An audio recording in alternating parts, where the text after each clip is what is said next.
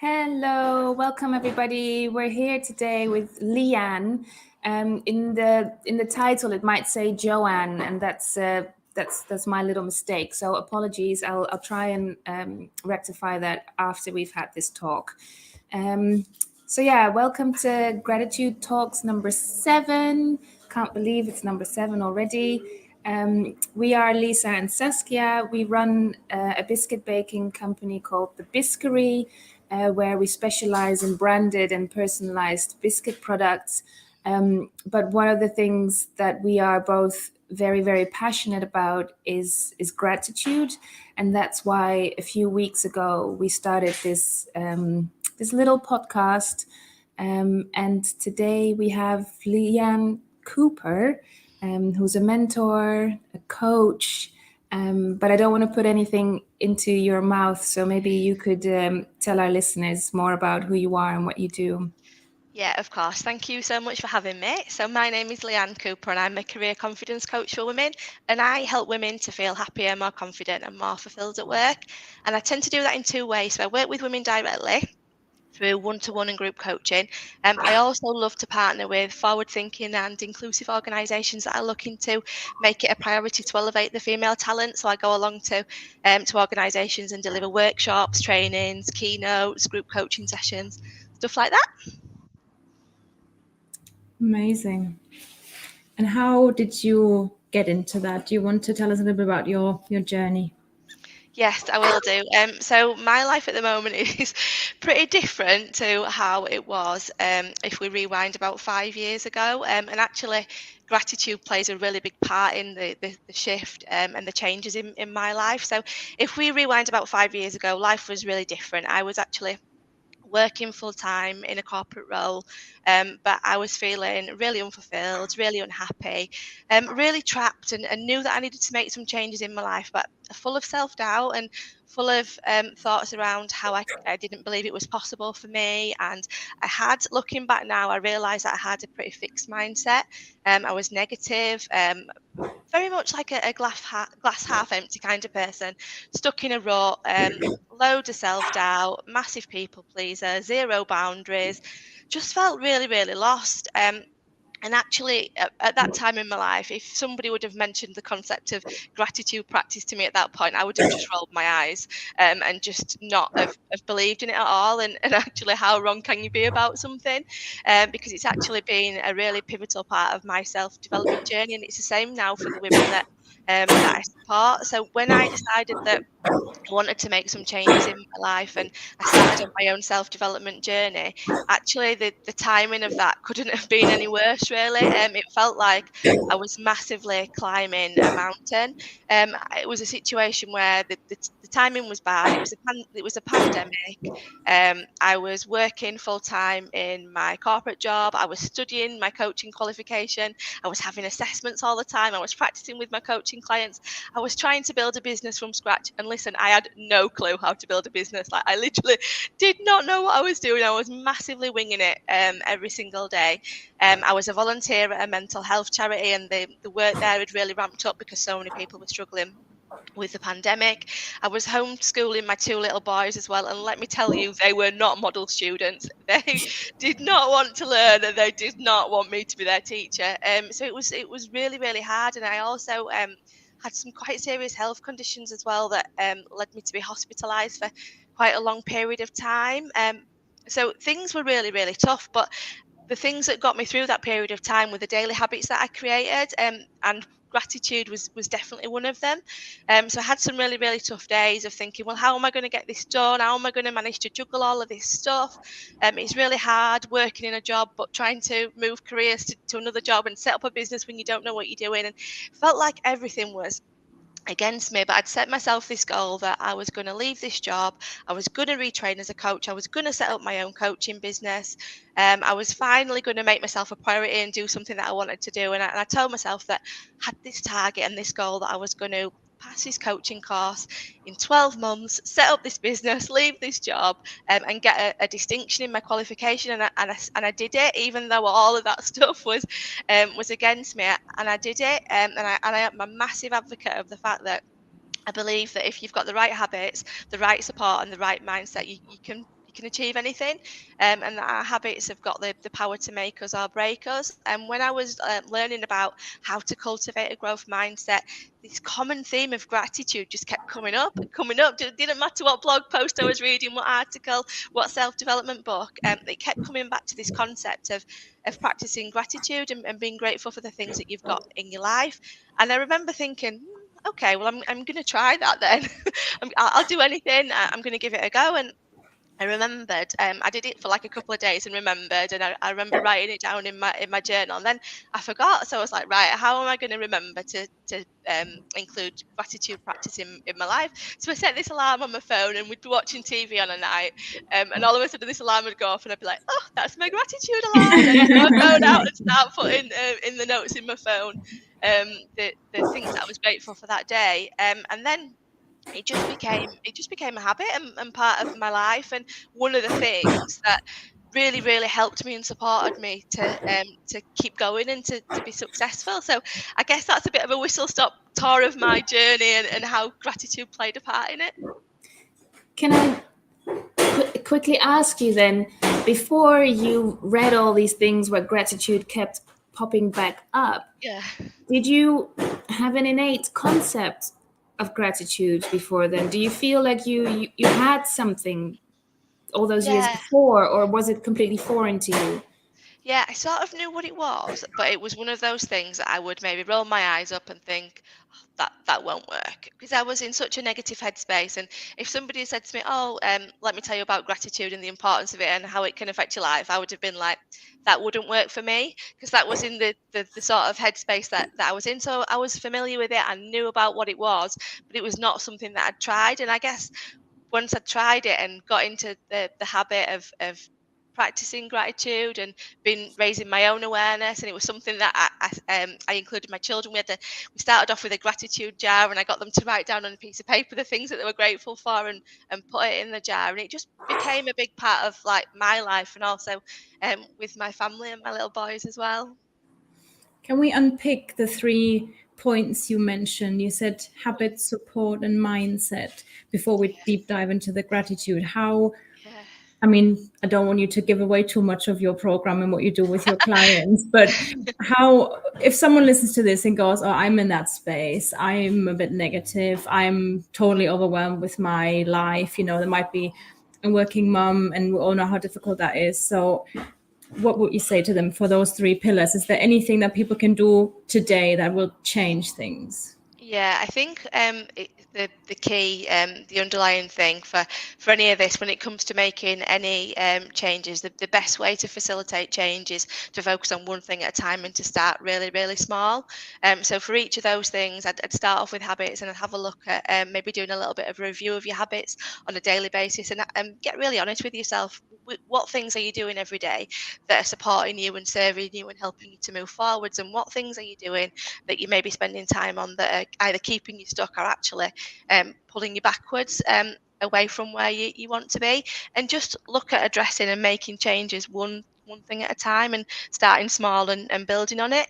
In terms of support, obviously there's lots of different support that's out there, and some people are in a position where they can afford to work with a coach. Some people aren't, but you probably find that with most coaches, certainly myself included, I offer a lot of support that's for free. So I have a community whereby you can sign up to a weekly email with me, and I send out every Monday resources, tools, exercises that help you to with self-development. And in terms of support as well, as well as professional support, it's the support of people around you. So what's been really important for me is who I've surrounded myself with.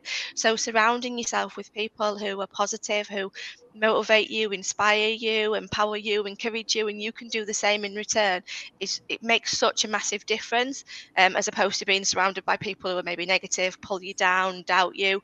So yeah, that's from the support element. Maybe have a little look at who's in your life and who you're spending your time with. And we all know those people, right? That you go and have a coffee with them, or you have a night out with them, or you have a phone call with them, and you leave that conversation. They feel like sunshine. You leave that conversation with them, and you've got a smile on your face, and you're just so happy that you've spent some time with them. And if you don't have enough of those people in your life, go and find them. They're definitely out there. So in terms of support, I would say look at who you're spending your time with, and then with regards to mindset, like the work around mindset is not something that that happens overnight, is it? That kind of change is something that takes consistent effort. But again, there are small things that you can do, such as gratitude practice, such as things such as that you can spend like a few minutes a day on, that you can include into your daily routine, that are going to help cultivate your mindset and support you. One of the things that I do with my clients is we talk about, when we're looking at making positive habits and changes, we look at habit stacking. So, for example, if you're somebody who's really stretched for time, and you mentioned maybe like busy mums who are juggling work and children, for example, you don't have a lot of time on a daily basis. So, for example, if while you're brushing your teeth on a night, you can, instead of using that time to think about all your jobs that you've got to do, what PE kit you need to get ready for tomorrow, what emails you need to send, all of that stuff. Spend that 3 minutes while you're brushing your teeth thinking about 3 things that you're proud of that day, things that you're grateful for. So it's making those little tweaks and starting really small and building on it. I think with any change, unless it's simple and straightforward to make that start, you're just not going to make the start. You'll just continue to procrastinate and put it off. Mini habits. Yes. I read a little bit about your bio on your website, and this thing that really jumped out for me was the sentence where you said, I was in a position of authority, but I felt powerless. Can you dive into that a little bit for us? Yeah, so I remember that feeling really, really vividly. So I was in a position where I guess I was one of those people that from the outside looking in, on paper everything looked great. So I had a good job with a decent salary, and I was successful, and I was climbing up that corporate ladder, and I had a nice house, nice cars, nice holidays, lovely children, loads of stuff to be grateful for. But deep down inside, I wasn't fulfilled in the work that I was doing. I but I was just too scared to say anything to anybody, to admit it to myself, to even say it out loud for such a long time. And I think that that's a massive step for people. There's a feeling as though like you shouldn't feel like you want more, or you should be grateful for what you've got. But I am a massive believer that you can be grateful for what you've got, but still aspire to achieve more in your life. And I think having that mindset shift and realizing that it's okay to have lots of things that are going well, but also to be able to identify something in your life that's not where you want it to be, and to take action. Doesn't mean you're ungrateful. It doesn't mean that you don't appreciate all the good things in your life. It just means that there's an area of focus for you that you need to look at, and it's completely fine for you to do that. I feel like you wanted to I feel like you've got lots of questions here on your little list, so I'm not going to jump in. Saskia's prepared. She's the prepared one. So I'm just on that concept or that notion of, I'm interested to understand, do you think if you know what you know now, what you've learned through all your coaching work, what you've learned through the gratitude and all these steps that you've implemented over these past few years, do you think if you'd had those tools 10 years ago, that you would have been more fulfilled in your corporate job, or would that not have helped?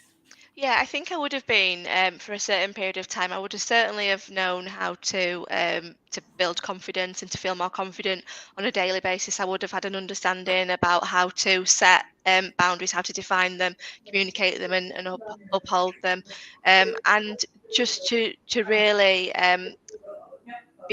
show up as myself, and not feel like I had to hide parts of myself away.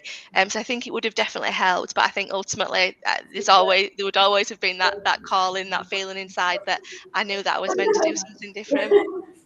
How much of that shift do you think is down to values? Because some people would say you had a dream life, but you weren't fulfilled, which I think is very common. But people, as you say, they might feel because of societal pressures or whatever that they have to continue this life.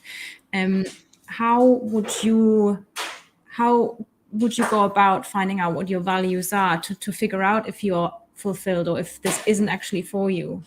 Yeah, I think that's a really great question, because actually, um, what I realised, again in hindsight, as usual, we always realise it afterwards, don't we? But what I realised was that, as much as the career that I had ticked a lot of boxes in terms of, flexibility around the kids, benefits from working for a large organisation, great salary, and all that kind of stuff, I was massively living out of alignment with my core values. So unless I managed to change the situation and I was working in a role or a career that was in alignment with my values, it doesn't matter how much I earn, it doesn't matter what the great benefits are, because deep down I won't ever feel fulfilled. Actually, when I start working with women on a one-to-one and a group basis, values is really one of the key things that we start off with. So I work with a lot of women who are unhappy in the role that they're in, but they don't quite know what it is that they want to do moving forwards. So we do like a deep dive exercise where we have a look at the role that they're in at the moment, and have a look at what they want to, that the desired outcome is, to make sure they're really clear on what their values are and what's important to them. And it comes up such a lot as we're exploring like the different elements of the work that they're doing now, just how many areas are out of alignment, when it comes to like the culture that they're working for, or the values of the organisation, or the way that the team work together. And they realise, as we're going through that exercise, well, yeah, that's why that I'm unhappy. And if you think about any situation in your life, work or in your personal life, if you ever get annoyed by something, if you ever get upset by something, if you look into it a little bit deeper, it's usually because, I'd say probably 9 times out of 10, it's usually because that person that's upset you or that situation that's annoyed you is because it's in alignment. It's not in alignment with your values, and somebody has acted in a way that rubs you up the wrong way, because they've not demonstrated what you see as being important in terms of a values perspective. So yeah, values is definitely massively important. And how do you navigate that? Because there's one thing of changing a job maybe, but for example, if you struggle with someone in your family and you get that I'm being triggered type feeling, how do we navigate that and protect ourselves and our values but still don't shut ourselves off? And I guess it has to do with boundaries maybe, does it? Or... Yeah, it would come under boundaries, but in terms of boundaries work, I would say that the most important place to start with boundaries is the boundaries with yourself and what you're prepared to tolerate. So it's really thinking about, what things are you happy to talk about? What things do you not want to talk about? What do you want to spend your time doing? What do you not want to spend your time doing? And getting really clear on what those boundaries are. There are people in our lives that will always be in our lives potentially, families, friends. That will always be there, but that doesn't mean that you have to spend time with them every time they ask you to spend time with them. It doesn't mean that you have to have conversations about things that make you feel uncomfortable. So I think the first place to start is those personal boundaries and what feels right to you, what you're prepared to talk about, to do, to spend time with. And I kind of feel that in that process of self-development and of setting those boundaries, you're going to have to be uncomfortable, Yeah, to start off with, to set those boundaries. yeah. How do you, yeah, how do you go through that uncomfortable phase before it becomes something that you own, I guess? Yeah, I think with so many areas of self-development, it can feel really tough, can't it? Because we're stepping outside of our comfort zone and we're really challenging ourselves to do things that we've never done before. So, of course, it feels difficult. But like with anything else, the only way that it becomes comfortable and becomes in your comfort zone is by practicing and by doing it. So, again, it would come back to starting small. So, there might be what I would say is that if you had something in your life that you were unhappy with, or a relationship with somebody, I'd start really small and have a look at just one particular person or one particular situation, and really zoom in on that and think about what you can do without even having to have a conversation with anybody else. What can you do in terms of boundaries around protecting your time, protecting your energy, and building on that. And I work with clients to set boundaries as well. So whatever they need, it might be that sometimes they need some help with how to define the boundary. It might be sometimes they need help with how to communicate the boundary, and it might be that we have a practice together at what they can say in a way that feels comfortable for them, but is assertive and not using language that minimizes them. So yeah, just working on it and practicing and taking the steps as small as you need them to be. It's quite often, depending on the stage that you're at, quite often we start right at the bottom, and build up. And the first step might just be something as small as I'm going to not always be available to that person. So I'm not going to, if they text me, I'm not going to feel that need to instantly respond. And it might be that they have to set a boundary and say, listen, between 9 and 5, I'm going to be working, so I'm not going to be able to come straight back to you. Just to let you know that, and starting as small as that, and moving up. Yeah, that makes sense. Can clearly see the passion you have for what Yeah. you do and the value you bring into. Is it women you work with? Yeah, it's Yeah. women. Yeah.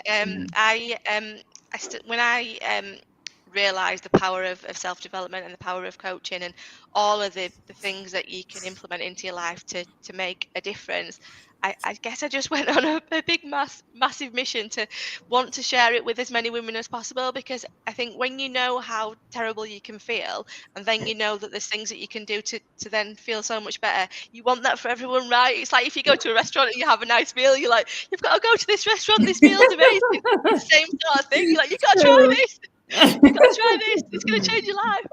I So can yeah, I totally am very, relate. very Yeah. passionate and excited by it. And you work with women. Mhm. Is there a specific reason why you choose to only work with women? Yeah, so when when I first started learning to be a coach and practicing coaching, I worked with anybody on anything. So men, women, old people, young people, middle-aged people, things, goals around career, personal life, like relationships, pretty much anything. Because I really wanted to get a feel for what I enjoyed doing.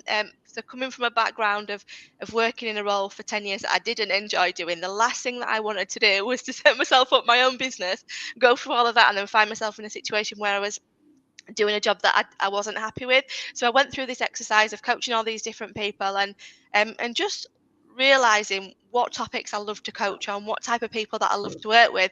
And I just made the decision that, yeah, actually I love working with women, and I love helping them with career confidence. And I guess I thought, well, it's my business and that I can choose. Yes. That's the biggest benefit, right? Yeah, that's what we found as well. It's like, yeah, but we're creating this business, so I think Yeah. we can just make it Let's as just sweet. drop this because we're both not enjoying it. Let's do something Yeah. else. And yeah, Yeah. that's definitely the beauty.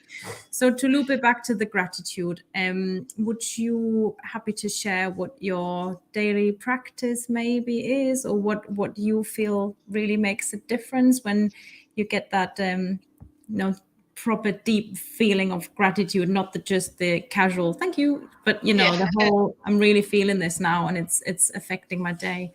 Yeah. So one of the things that's really, really important to me is time on my own. So I do spend a lot of time like with clients or with my children or with my family, and I like to be 100% present when I'm with other people and when I'm supporting people and serving people. But I also I don't know how much you know about human design, but my on the human design scale, I'm what's called a projector. So part of my makeup is needing that time away afterwards. So I can turn up to anything and be really high energy, give you all the enthusiasm and passion and deliver.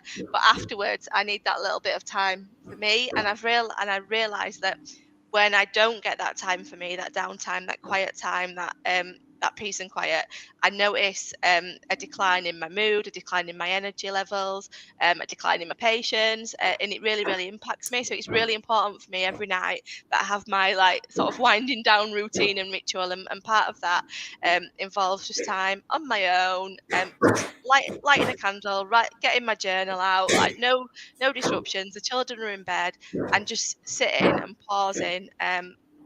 with my thoughts and going through some journal prompts and some questions about my day, and really taking that time to not multitask, to not have anything TV on in the background, not be talking to somebody at the same time, but just have that focus time on me, and just really going into the things that I've achieved that day, and the things that I'm proud of, and the things that I'm grateful for. I don't know how much you know about this. I mean, I'm not going to claim to be any kind of neuroscientist or expert, but one of the things that I did learn about neuroscience was about the RAS, the reticular activating system. Is that anything that you're familiar with? Mm-mm. So I learned about this quite early on in my self development journey. So again, I'm no expert, but I know that the reticular activating system is a filter on your brain. So basically, we have so much information that comes into our brain every single second, and our brain pays more attention to what we consistently focus on, and our brain likes to find evidence to support our beliefs. So by setting up this habit of gratitude every day, where I focus on the things that I've done, the opportunities that I've created, the wins that I've had, the things that I'm grateful for, the people in my life that I'm grateful for, the experiences that I'm grateful for. I know that that sends a message to my brain and tells me that I am capable, and it helps me find more opportunities moving forwards, to build my confidence and to keep growing and to keep feeling these feelings of happiness and gratitude. So I make sure that that consistently happens in my day, because I want to make sure that I continue to feel the way that I do. It almost sounds like a mini drug, doesn't it? Yeah, yeah, I know exactly what you mean, and it is like that. It's something that you know that you can do that makes you feel good. So why would you not do it anymore? Yeah. Yeah. So you're training your brain to look out for these things and find evidence and Yeah, that's it. So like for example, if I said to you two now, okay, so I want you to go into Leeds City Centre and I want you to count the number of yellow cars, and come back and tell me how many yellow cars you'd find. You'd come back and you'd be like, oh, Leanne, there was 24 yellow cars. And if I said to you, but how many blue cars were there? You'd be like, oh, I don't know, because I didn't count the blue cars. The blue cars have still come past you, the same as the yellow cars, but because your brain's been focusing on the yellow cars, then that's what it's seen. So it's so important to make sure that we show it, sending that message to our brain of the things that we want to find evidence of in our lives. And the same with confidence building as well. Like, you've got to show yourself all the things that you've done well, all the things that you're great at on a regular basis, so your brain continues to find evidence of that. If you're somebody that is just filling your brain with all the examples of what's not right and how you're not good enough and how you're incapable of and how you're not confident and how you're not good enough, then that's what your brain looks for. So it's important. yeah, sounds like a great way to stop the downward spiral and kind of start to spiral upwards maybe a little Yes. bit, Yeah, slowly but definitely. surely. So do you write things down that you feel grateful for? Or is it more meditation that you do, or how do you practically do it? If people say, all right, then I'm going to change this round now, how do you, what would you recommend? Yeah, so when I first started off, I used to use the notes in my phone, because I used to have the alarm on my phone, that used to go off to remind me. And obviously, I've had my phone in my hand, and I just do it on that, and that was great for establishing the habit. But now I'm a big fan of a journal and pen and paper. I really like the feel of a book in my hand and a pen in my hand. I'm quite old fashioned like that. Probably the only person in 2023 who has notepads and writes things down, but I just like that. Yeah. I also find that if I actually do the physical act of writing something on paper, it sticks in my mind better. I do. Totally. Um, Totally. Maybe it's just our generation. yeah. Yeah. Oh, we're nearly running to the end of our time together. But I did want to ask you if there's anybody in the entire world. You can look really far out, somebody that you might not even have met before, or it might be someone really close to you that you see all the time. Someone who you are grateful for in your life. Who would that be, and why? So two people immediately come to mind. So when I first started my self-development journey and my business journey, I joined a mastermind. And I met lots of amazing ladies at this business mastermind, all brilliant, brilliant, supportive women. But there's two of them that I ended up making really, really good friends with, and they've been a massive part of my life, and I'm so grateful for them. So they are two people that every time something goes well, I will celebrate with them. Every time I'm scared or I have a wobble or I'm worried or I'm upset, they will be there to support me. And actually, interestingly, we've never actually all met in real life, Amazing. but we're meeting in real life at the weekend, and we're actually Oh, meeting wow. in Naples. I know we're actually meeting in Naples, in Italy, at the weekend. Oh, how So I exciting. know, it's crazy, isn't it? And Oh. again, if you'd have said to me 5 years ago, you're going to meet two women online and you're going to become such good friends and speak to them every single day, and they're going to be a massive part of your journey, and you're going to go on holiday with them even though you've never met them, I would have been like, no. Not me. I'm there. Not I don't me. believe that. But it just shows you how you can change. Yeah. So one of the two ladies, Ilaria and Katie. Ilaria is actually from Naples, but she lives in the UK now. And we were looking at meeting up, and we were like, oh, we could get some trains to London, looking at hotels, and it was really expensive. And we was like, we could go abroad for that. And then we all got some. She's like, why don't you come and stay at my family home? My mum and dad will love that. I'm like, yes, absolutely up for going to Naples and staying at your family home. And so yeah, I'm looking forward to that this weekend. That But sounds yes, amazing. those two, without a doubt, are two women who have been a massive support to me, and I'm so grateful for Katie and Ilaria. Oh, wonderful. Let's send 2 biscuits to you, and then you take them to Naples with you for Yeah, that would be wonderful. Yeah, I'm not thank going to you. make it to Naples on time. Thank you. Oh, wonderful. Well, thank you so much for your time. It's been a brilliant conversation, and I'm sure the listeners will get a lot from it, and a little snippet into what you could do for people to help them turn their mindset around. We're gonna maybe ask you for some links to some of the things you mentioned, your Monday group, and also the human design, was it? So we can share that in the footnotes of the podcast to bring value to our listeners and spread your wisdom and knowledge. So thank you so much for your time. Thank you very Thank much. you. Thank you. This one.